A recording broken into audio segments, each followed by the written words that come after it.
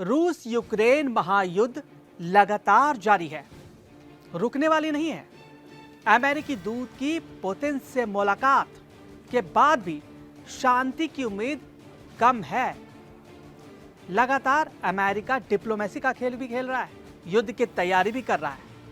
रूस ने युद्ध विराम से इनकार कर दिया है। पुतिन ने सीधा कह दिया है, हम युद्ध विराम नहीं करेंगे। अमेरिका ने परमाणु हथियारों का जिक्र किया है और कहा है और सैन्य तैयारी भी तेज कर दी है।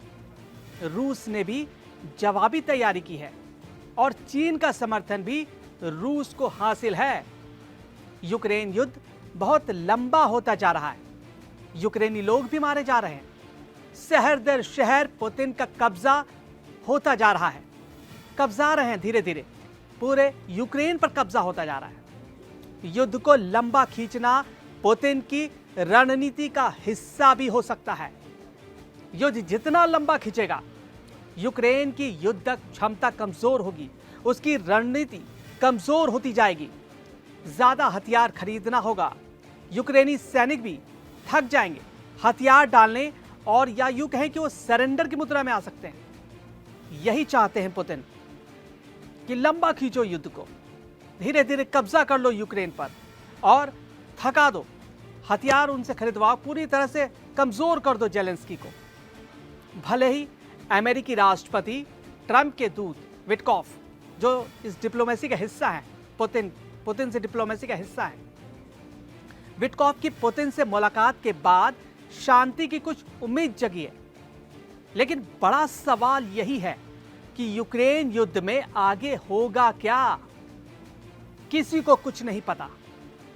युद्ध विराम होगा या महासंग्राम होगा, क्योंकि रूस ने सीज फायर से साफ इनकार कर दिया है।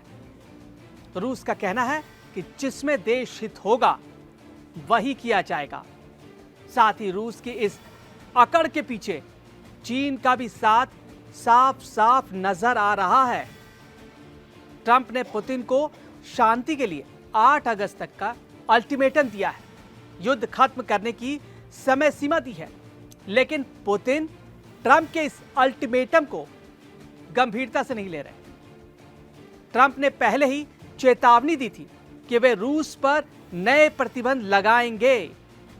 दबाव की राजनीति, दबाव की डिप्लोमेसी कर रहे हैं ट्रंप, और उसके तेल खरीदने वाले देशों पर 100% टैरिफ लगाएंगे।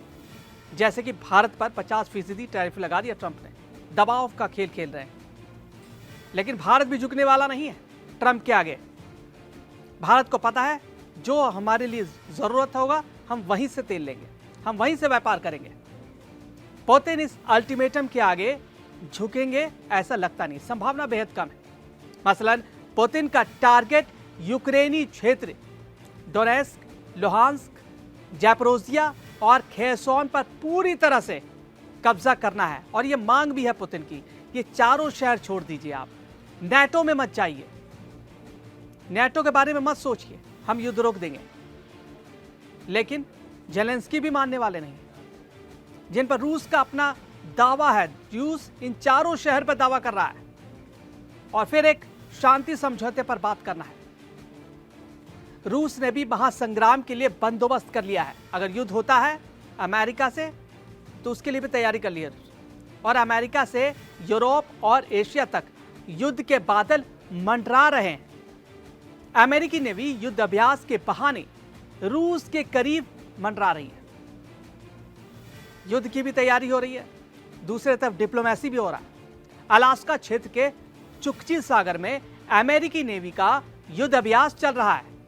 यह रूस अमेरिका के बीच सबसे कम दूरी वाला इलाका है और इस वक्त अमेरिकी नेवी रूस के बहुत करीब युद्ध अभ्यास कर रही है।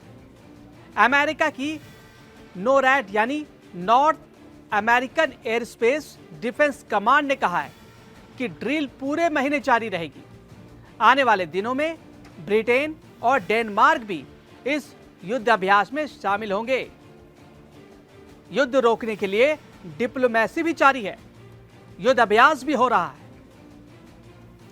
ट्रंप डिप्लोमेसी और मिलिट्री का एक साथ इस्तेमाल करके पुतिन पर पूरी तरह से दबाव बनाना चाहते हैं कि पुतिन किसी भी तरह इस युद्ध को खत्म कर दे, लेकिन यह भी तय है कि वो रूस के साथ सीधी जंग नहीं चाहते।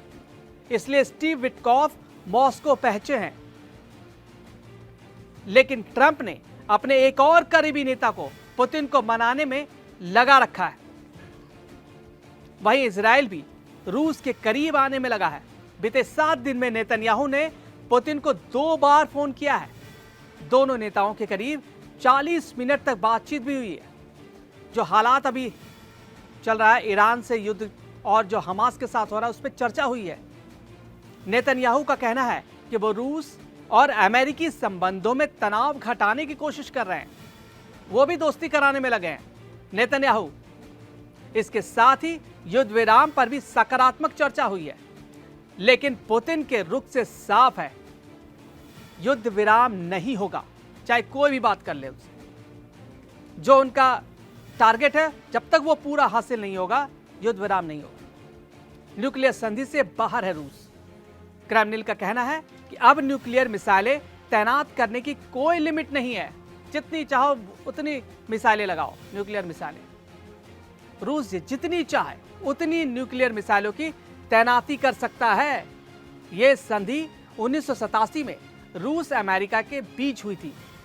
यह 500 से 5500 किलोमीटर रेंज वाली मिसाइलों की तैनाती की सीमा निर्धारित करती है। अब रूस इस संधि से पूरी तरह से हट चुका है।